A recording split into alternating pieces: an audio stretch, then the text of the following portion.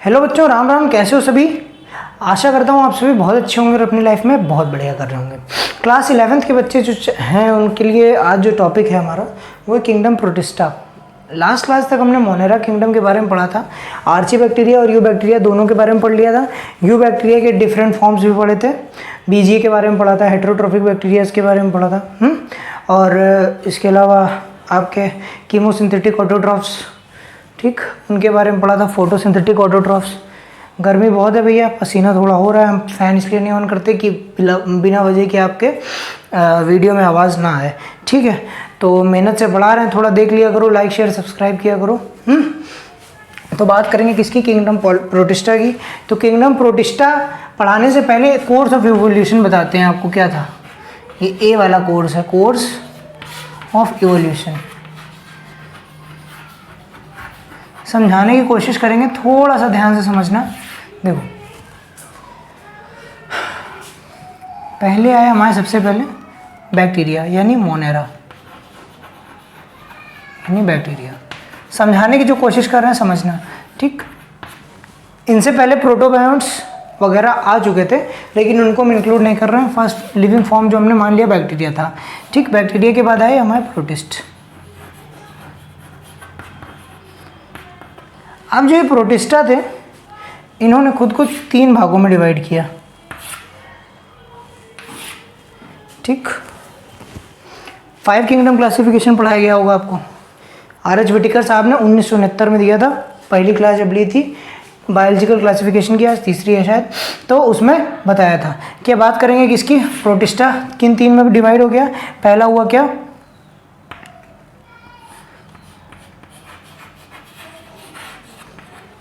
Fungi. दूसरा हुआ Plantae. और तीसरा हुआ एनिमलिया। ये रहा कोर्स ऑफ इवोल्यूशन। मतलब इवोल्यूशन कैसे हुआ? पहले बैक्टीरिया से प्रोटिस्ट बढ़े। अच्छा, प्रोटिस्ट के ही कुछ क्लासेस ऐसे थे जिन्होंने फंजाई को डेवलप किया, इवॉल्व हुए मतलब फंजाई में। और कुछ क्लासेस ऐसे थे जिन्होंने प्लांटी में डेवलपमेंट किया। और कुछ क्लासेस ऐसे थे जो इवॉल्व होके एनिमलिया बन गए, ठीक है। अब उन क्लासेस को आज हम क्लास में डिस्कस करेंगे कि कौन से वो थे,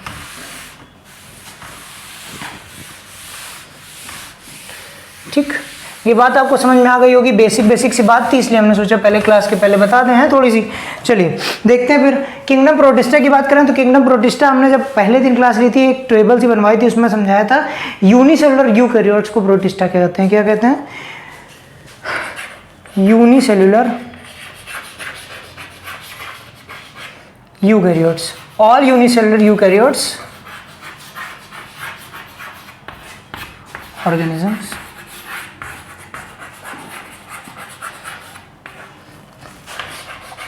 all unicellular eukaryotic organisms are called protista, are included, are put into protista kingdom, ठीक है। अब इसके बाद आगे बढ़े, थोड़ा और आगे बढ़े, और इसके बाद हमको क्या देखने मिला कि जब हम किंगडम प्रोटिस्टा के बारे में पढ़ लिए तो किंगडम प्रोटिस्टा को भी फर्दर हमने 5 तरह से डिवाइड किया हुआ था। कितनी तरह से? 5 तरह से। तो देखो, थोड़ा सा बोरिंग क्लास हो सकती है क्योंकि आज का टॉपिक जो है वो हमारा सब एकदम रटने वाला है, तो इसलिए थोड़ा देख के चलना। पहला था क्या? क्राइजोफाइट्स, ठीक। दूसरा था हमारा डाइनोफ्लैजेलेट्स।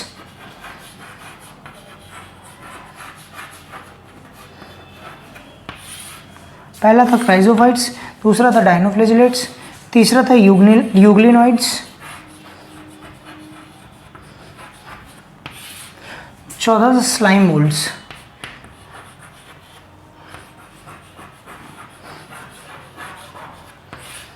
और 5वां था हमारा protozoans.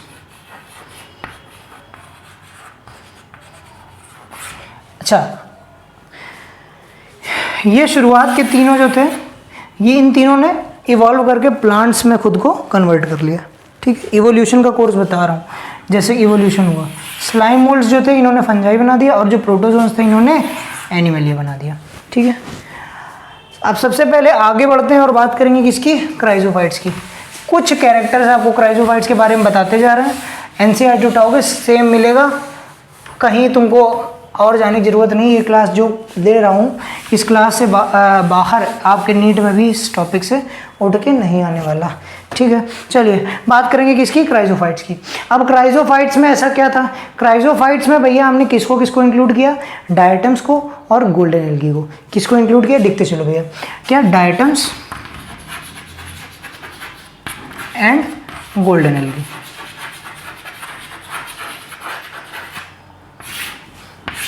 Diatoms and golden algae. अब इसके बाद धीरे से आगे बढ़े और क्या बात देखा कि ये भैया फोटोसिंथेटिक होते हैं, फोटोसिंथेटिक है, ठीक। अब फोटोसिंथेटिक है तो यहाँ पे मैंने वो इनिशियल लिखा है, पूरा अपने लिख लेना, फोटोसिंथेटिक लिख दूँ, ठीक ठीक। ये कैसे हैं, फोटोसिंथेटिक है। ये ना कहना कि सर को स्पेलिंग नहीं आती थी इसलिए नहीं लिखा ना, ठीक है। चलो तो क्राइजोफाइट्स कैसे हुए, पहले तो इसमें कौन कौन इंक्लूड किया गया, diatoms, golden algae. Golden algae को ही हम क्या कहते हैं, डेस्मिड्स भी कहते हैं, क्या कहते हैं, डेस्मिड्स भी कहते हैं, ठीक। फोटोसिंथेटिक हुए। अच्छा इसके अलावा और क्या बताएं कि ये मरीन और फ्रेश वाटर दोनों में पाए जा रहे हैं, marine and fresh water both. कहाँ प्रेजेंस है, अकरेंस कहाँ कहाँ है, मरीन वाटर में भी है और फ्रेश वाटर में भी है, ठीक। Float passively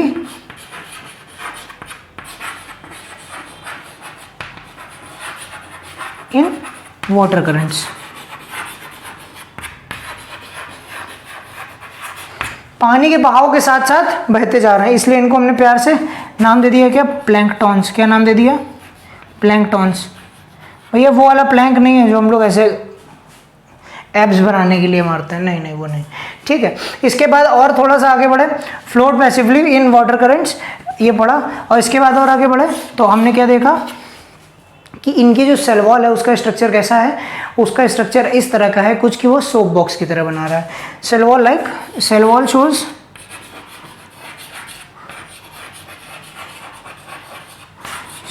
soap box like structure, ठीक। बात समझ में आई। देखो कैसे, सोप बॉक्स देखा है कभी, सोप बॉक्स भैया ऐसा होता है कि ये एक नीचे से ये जिसमें साबुन रखते हैं और इसको ढकने के लिए ये दूसरा ढक्कन। अब इन दोनों के बीच में इस तरह की ही से वो बन जाएगी। अच्छा ये सर इस तरह की सेल वॉल बन जाती है, दो लेयर्स अलग अलग बन जाती हैं और वो एक दूसरे से चिपक जाती हैं, बहुत मजबूत होती है। इसमें किसका डिपोजिशन हो जाता है, सिलिका का डिपोजिशन रहता है, सिलिका डिपोजिशन। इसमें जो ये सेल वॉल देख रहे हो सिलिका डिपोजिशन हो जाता है, पोजीशन, ठीक। किसका, सिलिका डिपोजिशन हो जाता है, जिसके कारण ये बहुत मजबूत बन जाती है। विच मेक्स इट इनडिस्ट्रक्टेबल, ऐसा कुछ लिखा होगा एनसीईआरटी में ना, इंपॉर्टेंट लाइन है। अगला बात करेंगे तो यही जो है यही कई दिनों तक जमती रहती है, जमीन में जमती रहती है, तो क्या करती है, डायटमेशियस अर्थ बना देती है। क्या बना देती है, डायटमेशियस अर्थ,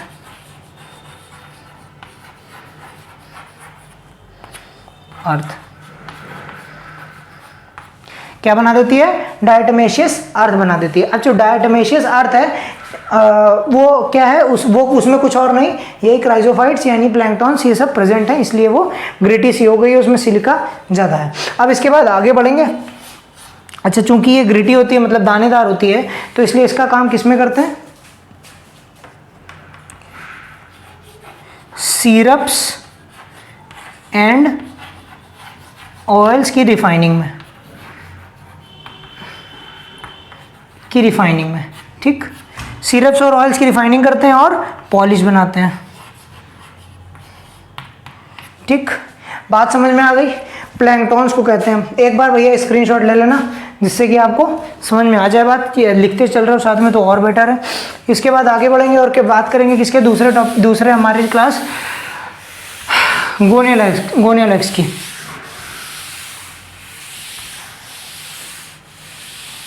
दूसरा हमारा जो इसका जो फाइलम कह सकते हो या, ठीक है, गोनियोलैक्स बोल रहा हूँ, डायनोफ्लैजिलेट्स की। किसकी, दूसरा है डायनोफ्लैजिलेट्स।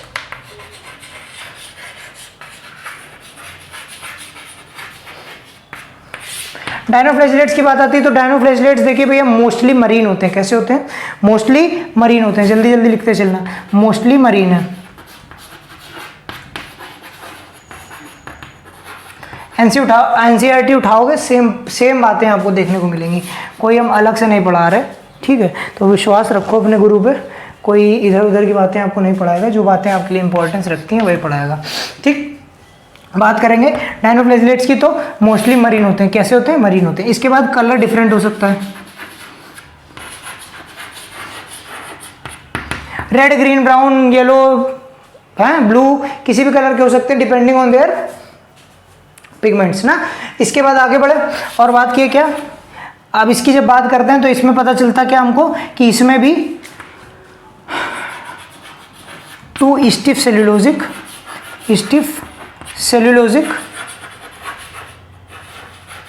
सेल वॉल, ठीक। दो सेल वॉल है, स्टिफ है, सेल्यूलोजिक है, ठीक है। इसके बाद और आगे बढ़े तो हमने क्या बात की, two stiff cellulosic cell wall है। फ्लैजिला भी ज़्यादातर में मोस्ट ऑफ देम लिख लेना, most of them have two flagella. कितने फ्लैजिला? Two flagella. अच्छा, टू फ्लैजिला है तो टू फ्लैजिला में एक ट्रांसवर्सली प्रेजेंट होगा और एक लॉन्गिट्यूडिनली प्रेजेंट होगा। कैसे कैसे? एक ट्रांसवर्सली प्रेजेंट होगा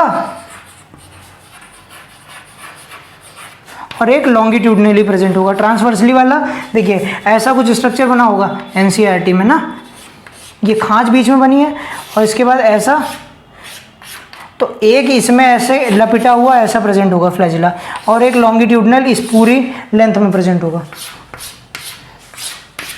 ना। तो इस तरह के दो फ्लैजिला प्रेजेंट होते हैं। ट्रांसवर्स वाला किसमें? बीच की खांच में प्रेजेंट होता है, ठीक। अब इसके बाद और आगे बढ़े और क्या बताए कि जो हमारे पास डायनोफ्लैजिलेट्स हैं, ये भैया इसका एक नाम है, इसका एक एग्जांपल है गोनियोलेक्स। क्या एग्जांपल है? गोनियोलेक्स। गोनियोलेक्स क्या करता है? इंपॉर्टेंट बात है, याद रखना, गोनियोलेक्स रेडिटाइड कॉज करता है। क्या कॉज करता है? रेडिटाइड कॉज करता है। रेडिटाइड कॉज करता है। रेडिटाइड्स का मतलब क्या होता है? रेडिटाइड्स का मतलब है कि sea appears blue where gonyaulax या other red dinoflagellates are present. Sea appears blue नहीं, सी अपीयर्स रेड, सॉरी।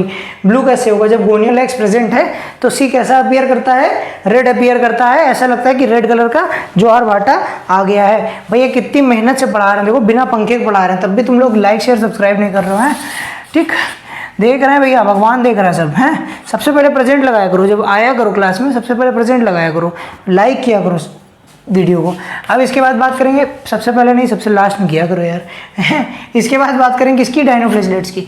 तो डायनोफ्लैजिलेट्स में और क्या एक इंपॉर्टेंट बात है, ये टॉक्सिन प्रोड्यूस करते हैं। क्या प्रोड्यूस? टॉक्सिन प्रोड्यूस करते हैं जो कि किल कर देता है किसको?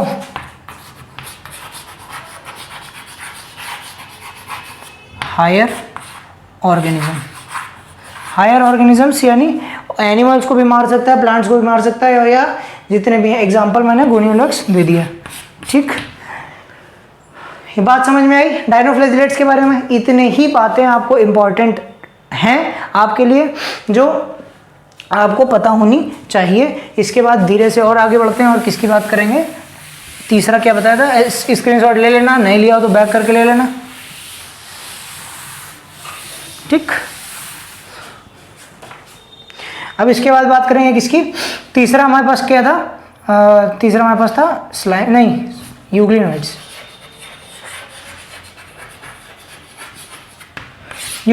ये थोड़ा अलग टाइप के हैं। ये भैया पहली बात तो किस में पाए जाएंगे? ये फ्रेश वाटर में पाए जाएंगे। किसमें? फ्रेश वाटर में। कहाँ पाए जाएंगे? फ्रेश वाटर में पाए जाएंगे, ठीक। दूसरी बात करेंगे तो बताएंगे कि ये फोटोसिंथेटिक भी है। फोटोसिंथेसिस किसका गुण है? क्लास 3 से पढ़ाया जाता है, प्लांट्स का गुण है, ठीक है। तो फोटोसिंथेटिक भी हैं और हेटेरोट्रोफिक भी हैं।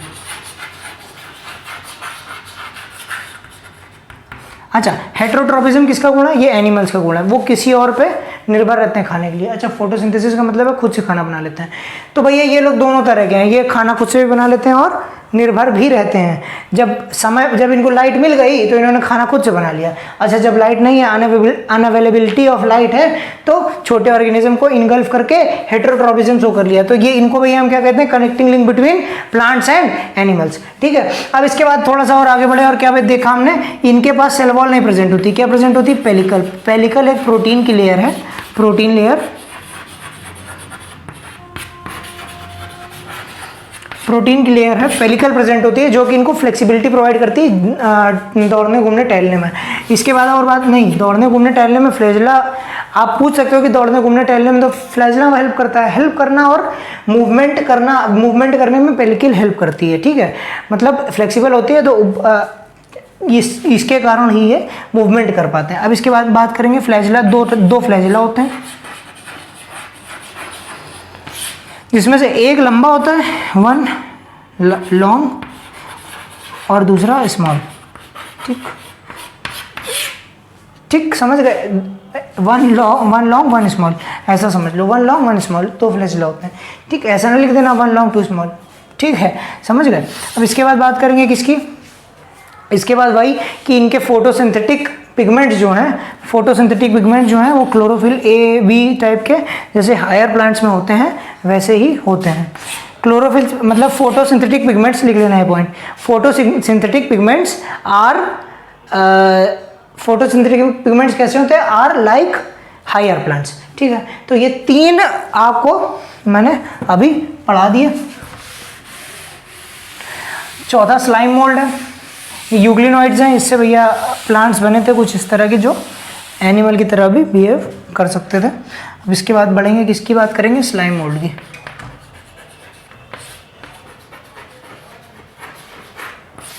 एक टॉपिक आपको बच जाएगा मतलब प्रोटोजोन वाला, क्योंकि वीडियो लंबी हो जाएगी या कर दें लंबी। स्लाइम मोल्ड पढ़ा करके ही ख़त्म करते हैं, नहीं करेंगे। स्लाइम मोल्ड्स की बात करेंगे तो स्लाइम मोल्ड्स किस में कन्वर्ट हुए, फंजाई में।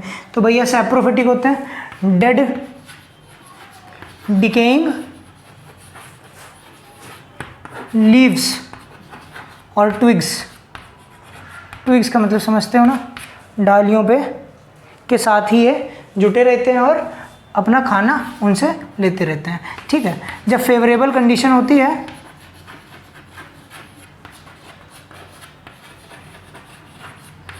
फेवरेबल कंडीशन होती है तो ये क्या बनाते हैं, प्लाज्मोडियम बनाते हैं। प्लाज्मोडियम इनका एसेक्सुअल स्ट्रक्चर है। ठीक है, ये प्लाज्मोडियम बनाते हैं जो कि सेवरल फीट हाइट तक का हो सकता है। कैसा हो सकता है, सेवरल फीट तक फैला हुआ हो सकता है। अच्छा, जब अनफेवरेबल कंडीशन आती है तो यही जो प्लाज्मोडियम है यही स्पोर्स बना देता है। अनफेवरेबल कंडीशन में, अनफेवरेबल